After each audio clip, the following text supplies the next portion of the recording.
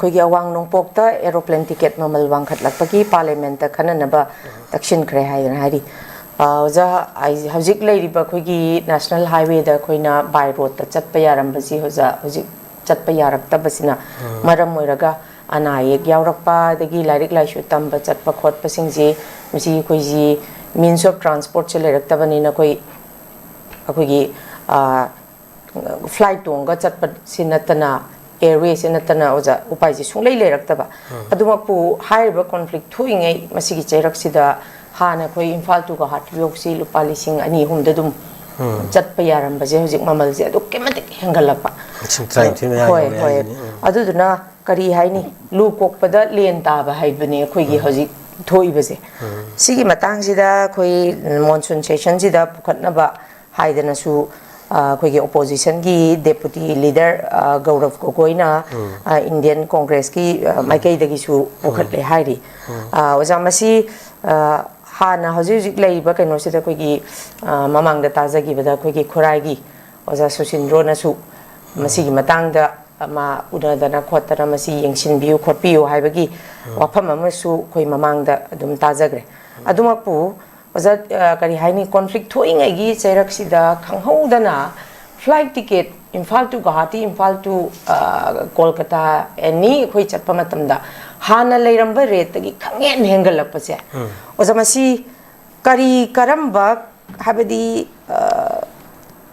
कहानी खुदोंग चाबा लौबा ओइना ओइदोरिब्रा नत्रगना तसेंगना मसी कराइदा करी हाबदी अहोंगबा लाकबना flight ticket से होंगलीबनो हाबसी ओजा मसी की वाहंग अमा मसी खनब सी याम चुमब्रना खले मसी ओजागी उबा मोत मसी कमाइन तौदना खंगहेन हेंगलपगी पोसक्सी ओजागी मोत कमाइन थंबे यायजा मसी सम हाईवे कोई की से कननी यामना कननी फेयर कांसेप्ट नत्रगा वखल अमदा साइगी लेरिबा गवर्नमेंट नत्रगा सेंट्रल गवर्नमेंट की लेरिबा पॉलिसी प्रोग्राम सी उदबा हाइबा ताने मागी मागी सेंट्रल दा लेबा सरकार से मसी यामना मपांग कंगदौनी मताइदा लेबा सिदी कई संबल नुगदौनी गायना हाइबा मानबगुंबा ngसागी 1950 की कॉन्स्टिट्यूशन का सेमगलक मतमदा लेइबा फेडरल की स्पिरिट हाइबा तारे स्टेट अमग के चावगेला पिकरे irrespective of population and sizes magi territory yengdana samanaba right ka thammaga sengiba aduna union territory ga leibagi ka concept ko do ngasai gi toila haiba center gi mathau state ki mathau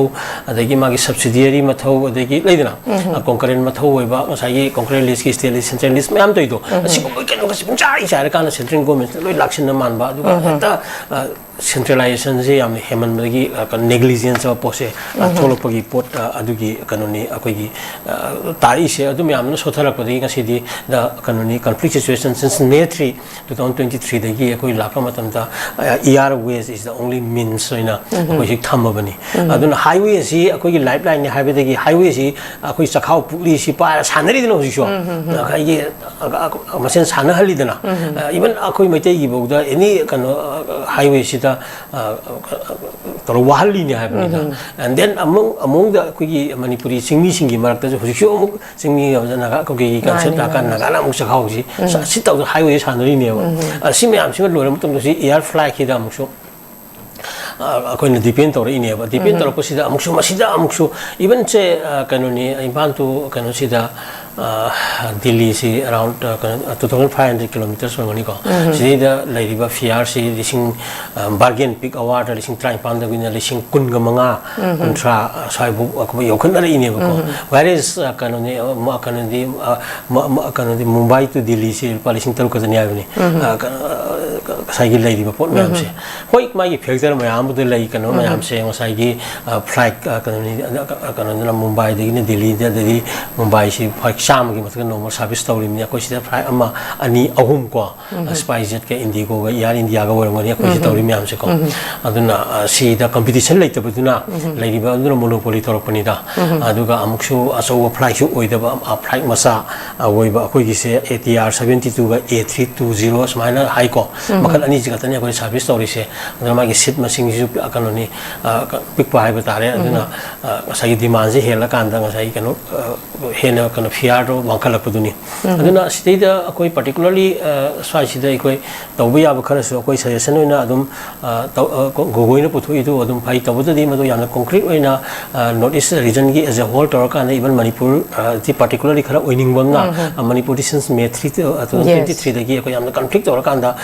tongan ba ngasai gi land road adai by road mayam se loina bak koi thinga laiyo posa ma laibani na no fear cap emergency id fear emergency situation manungda myang gi ba kano mayam se kano id subsidy piba hai batare aduna sigi udan scheme gaina moi laidana sagi kan apply kida sigum sida khare subsidy pira kanda sagi moi darkar laiba kana airport kisu moi gi niyom am do holi bani ka haina monopoly gi wafam ngata natabida makoi da sagi kano allapak pa natana sagi prices walak pa thau hanbam lerek ta thau haliga ji Guwahati Kolkata khata ni dina hosi hanbam lerika ja aduna di competition leitaba mayam se yenga kanda ada price masing yamuk ta ba adu mi henkalak pa mayam se kana price rom da khare na kana toropani aduna hosi akoina pami se price masing henkalam na pami aduga flight ki masing henkalak pa da ngasai gi kano di turbine etf kanu ji airline turbine fuel gi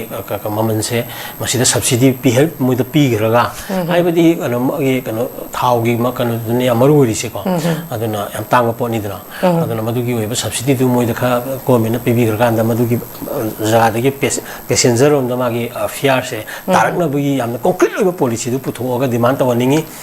ngasai gi tana ba hai ga hai du ga na ta ba ngasai gi akoi expert ngam nei si line da akoi yam kana khang manati akoi box kha naina bata paaba yeng u ba magi ka tamani condition area ma yam duni aduna hairiba kana udan gi scheme makha sida ngasai gi kana to honba ngasai gi subsidy scheme pi ba in the meantime alternative ta rent lambi gi train ga la ibu khol ima hang wase adum mala ga som laiba thab na som hogda ba laida asigu ma ji ka tawtar ga di passenger khare na akhoi gi kana alternative way ma puto pa hai ba tare ko ngasai gi ya kana de flight na tra ga di simasu yai na option do du khara lehen ba gi darkar su koi tayena khali amara maduna haiba ngasai pukali ba demand adu da khare hena koi government na ngasai gi magi expert me am tana biri haira kanda grievances me am hojiki kanoni whole larik tamba sam hairi dagi hor kanda ana layeng di hor kanda amagi yang kanda koi gi lo flag ke depend tor pani flag ke tohan ba ngasai gi na fair cap in the emergency and emergency situations we have been facing since May 3 2023 dagina still continuing ko aduna masi emergency situation am de layin khala kanda passenger mayam sigi weba magi fair cap ki policy am ka government initiate tor kanda masai gi khare hena maram chana ko gi thamma kanda practical oina makoina response tor na beto